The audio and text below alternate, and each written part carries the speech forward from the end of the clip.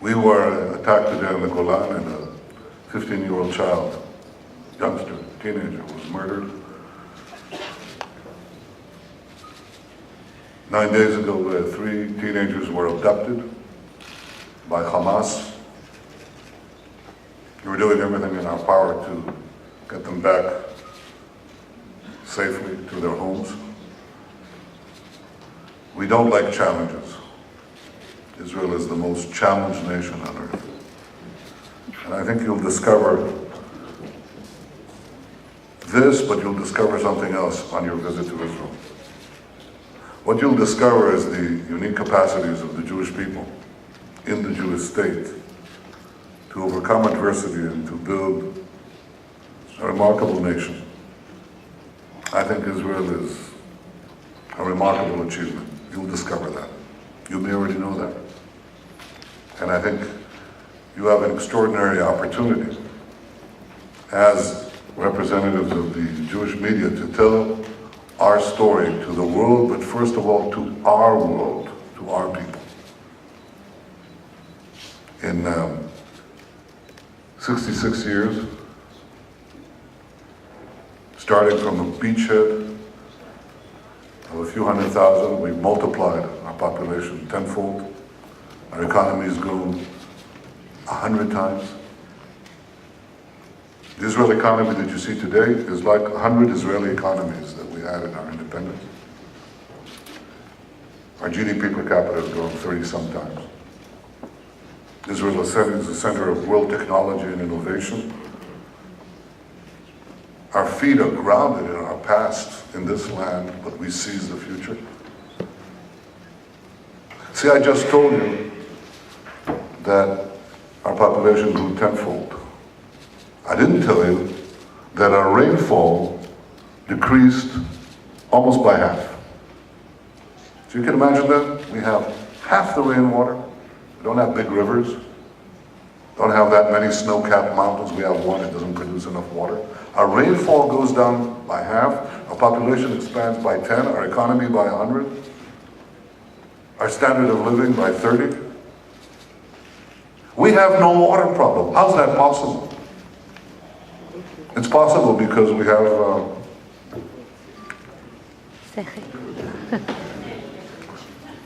I don't know that word, yeah.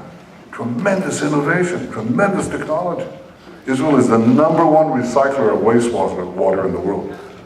We recycle over 80% of our wastewater. The next one, Spain. People here from Spain. It's an important achievement, but 25%. You know, if I asked you which cow produces the most milk, you'd say a French cow, maybe a Dutch cow. This is all from the Mondial, you know. Well, no, on that one, Israel beats everyone.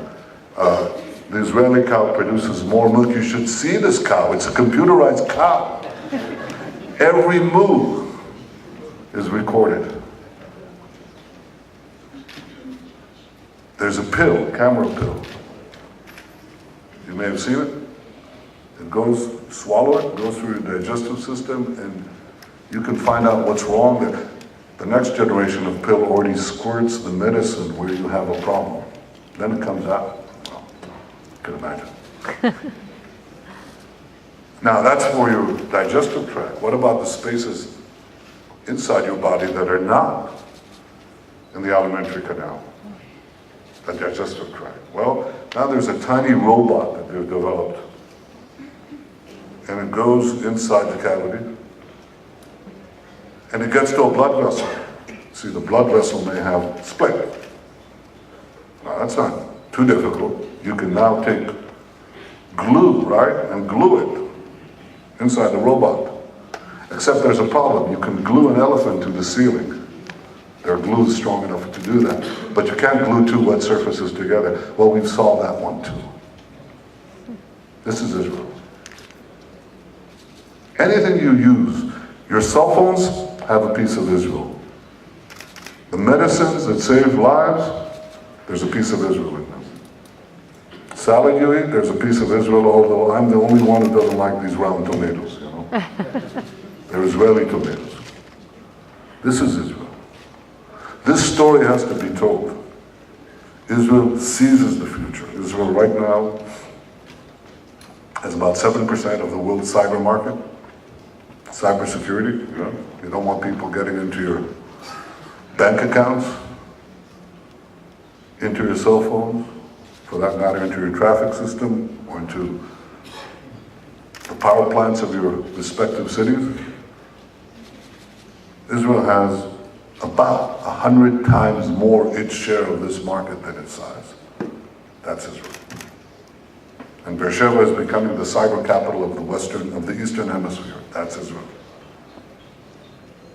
Startups, innovation, technology. Why? Because the Jewish people always ask questions. You said they always argue? Oh, I could argue with that. Of course we always argue. We always argue, we always inquire. That's our tradition. We argue with God, for God's sake. We seek to better the world. And not all of the world that receives our contributions, they don't always return in kind. And yet, we have been able to develop a remarkable state. And with all our achievements, looking into the horizon, we have to keep our feet on the ground, firmly planted on the ground. I don't mean just the physical ground, but I mean the ground of reality. Because if there's one thing we learned in the history of our people, it is that we have to identify danger in time and take action against it in time. When the Jewish people failed to do that, we paid a horrendous price, the most horrendous price that any people have paid in history, and we have learned that lesson. And as I look today around the world, and in our part of the world, I see three great challenges that we have to deal with. When I say we, it is not merely we here in Israel, but you who are uniquely situated to help in each one of these challenges, you in the Jewish media. The first challenge is the rising tide of anti-Semitism, especially in Europe, Western Europe and Eastern Europe. It's an amalgamation of three forces: hard left, hard right, and the Islamist anti-Semitism that has perforated many parts of Europe. We've seen the bloody consequences of this hatred in Toulouse and in Brussels and elsewhere. And we have to fight it. We cannot accept it. I think that we have to speak out against it forcefully. The only way you defeat a lie is with truth, with facts, with courage. And I think that the truth has to be told about the Jewish people and the Jewish state, first by the Jews. Nobody will defend us if we do not defend ourselves. That's the first thing that I ask you to do, but it's also the first thing I expect you to do. You should demand it of yourself. Don't bow your head. Stand up proud. As Jews, speak the truth, assail the anti-Semites. By the way, I just heard that in the United States, where there is a huge support for the state of Israel, all-time high, there's still an association. Small association, but nevertheless an association of the Presbyterian Church that decided to apply some divestment against Israel. I said, you know what I would do with them? I would ask them to come to the Middle East and look around. This is what they choose to do today. When the Middle East fragmented in this horrible war, this savage war. Savagery between militant Shiites and militant Sunnis. Hundreds of thousands are being slaughtered, millions are displaced, Christians are fleeing for their lives, churches are burned. The only place where you have freedom, tolerance, protection of minorities, protection of gays, protection of Christians, and all other faiths is Israel. So I suggested them to take a plane, come here, and then, if we can manage it, let's arrange a bus tour for them in the region. You know, let them go to Libya, Syria, Lebanon, Iraq. And my only suggestion for them is that, well, I have two suggestions for them. One, that it be an armor-plated bus. And two, that they shouldn't announce that they're Christians. Israel is the only place, it's the only beacon of light, of true freedom, true tolerance, in this very large expanse between Gibraltar and the Khyber Pass. And you should say it. You should tell it to the anti-Semites. You should speak about the greatness and tolerance of our people. Here, in the various communities, you should fight anti-Semitism. That's the first challenge we have. We have made a decision today in our cabinet to assist and to bring to Israel the communities in Western Europe and Eastern Europe. Anybody who wants to make Aliyah, and we want them to make Aliyah, to come to Israel, but the first order of the day is to fight the anti-Semites. The second is to cement framed identities in the West, especially in North America. And I'm talking about young Jews who have not received a Jewish education, have not been to Israel. And that, I think, is important. We have invested in a government program to cement this identity. You can help in that in a big way.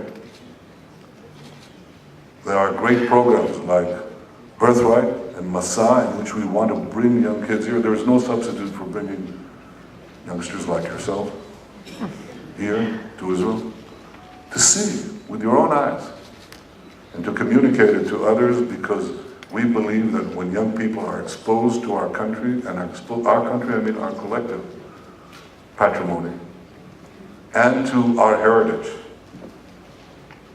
we can infuse them with pride. We can make them want to be Jews.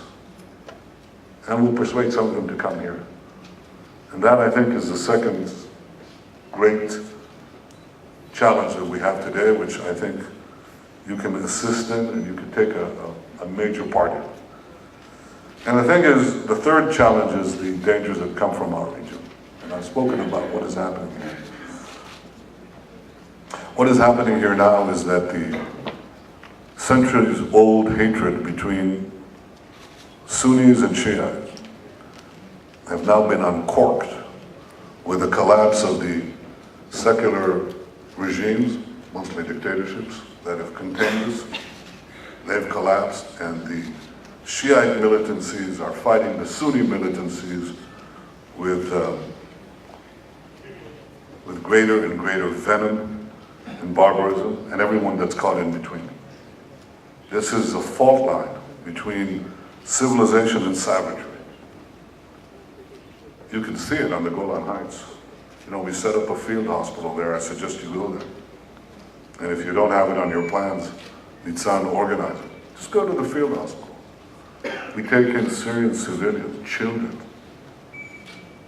Some of them lost limbs. We take care of them. They've escaped the hell that is Syria today, and we take care of them. Then we allow them to come back, but we can't take their photographs of these children, or publish them rather, because they'll be executed for being treated for having their lives saved in Israel, they'd be executed.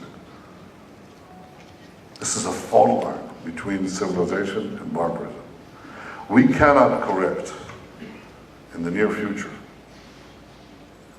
this tragedy, either in Syria or in Iraq. Both camps, the radical Shiites led by Iran, and the radical Sunnis led by Al-Qaeda and ISIS and other organizations, they're enemies of our civilizations. They're enemies of humanity. They're enemies of Israel, they're enemies of the United States, they're enemies of every country that is represented here by you. When your enemies are fighting one another, don't strengthen either one of them. Weaken both. There are things that can be done to blunt the ISIS takeover of Iraq, just as there are things that must be done to blunt Iran's takeover of Iraq, so that what happened in Lebanon and Syria is not replicated. That's important. But by far the most important thing today, not only today, but in a historical perspective, the most important thing is to make sure that a militant regime, a militant Islamic regime or a militant Islamic movement does not get its hands on the weapons of mass destruction. That is the number one imperative of our times. Now, while the Syrian conflict was not solved, what was achieved there in this realm was important. The agreement to get rid of the chemical weapons in Syria was important. And it's almost completed. Over 90%, much more even, has been removed. Notice what I said, removed. The chemical stockpiles, the weapons, the means to manufacture chemical weapons, they've been removed, taken out of Syria. And that task should be completed. That is not the deal that is now, I fear, being negotiated with Iran. Rather than dismantle and remove, what is being discussed with Iran is to keep and inspect. Very different. In other words, most of the sanctions would be lifted from Iran, and most of the capability would be left in Iran. Bad. Exceedingly bad. And exceedingly dangerous for the future of the world. Not only the region, not only Israel, the world. Iran is developing ICBMs, intercontinental ballistic missiles. They don't need it for Israel. They don't need it for attacking us. They are intended to attack anyone within thousands and thousands of kilometers of their range, and ICBMs have only one purpose: to have nuclear bomb warheads. It is the height of folly to allow one of the Islamist camps to have nuclear weapons.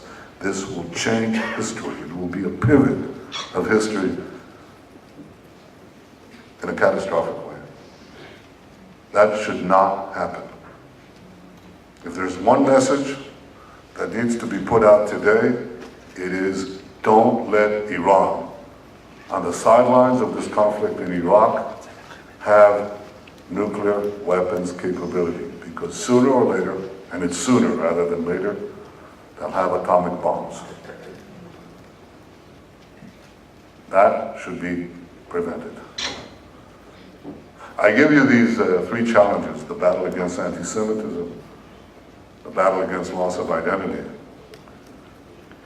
and the battle to ensure that radical Muslims do not have weapons of mass destruction as the three great challenges of our day, of Israel, but not only of Israel. And if we learn anything from history is that The anti-Semitic fires that begin with the Jews soon spread to others and consume entire societies. These are great challenges. The Jewish people have shown a remarkable ability to address challenges, especially since the rebirth of Jewish sovereignty here in the State of Israel. And I believe that we can see our challenges. As we take pride in our achievements, we can see the challenges. We don't lower our heads, avert our eyes. We look at them and we address them.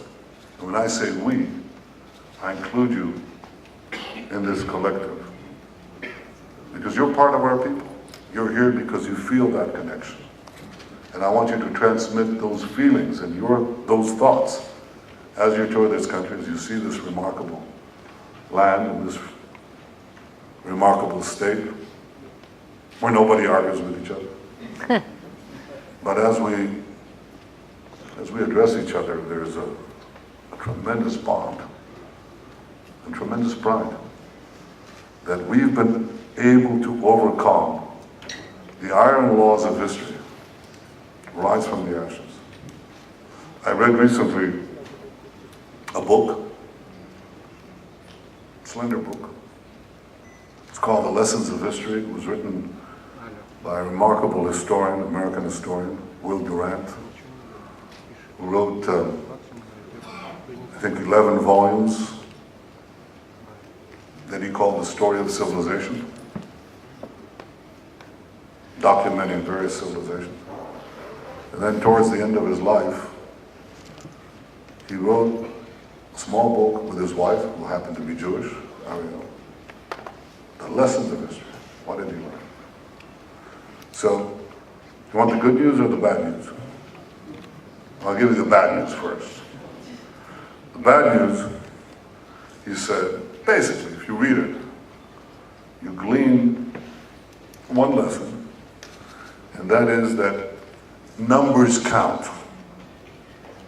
You know, big nations have an advantage. They produce bigger GDPs, which produces more military ability, which produces more prowess, which overcomes other nations and so on. They too go through cycles of decline. Numbers count. But then he says at a certain point that you can beat numbers and geography if you have a cultural force. And he said the young state of Israel is perhaps the best example of the ability to overcome the odds. Now this was some 40 years ago. I think we've overcome the odds since. We'll overcome the odds now and in the future. We overcome it with what he calls our cultural force. And I call it our heritage, our hope, our faith, our bond. That is what I want you to express to Jews everywhere, young, old,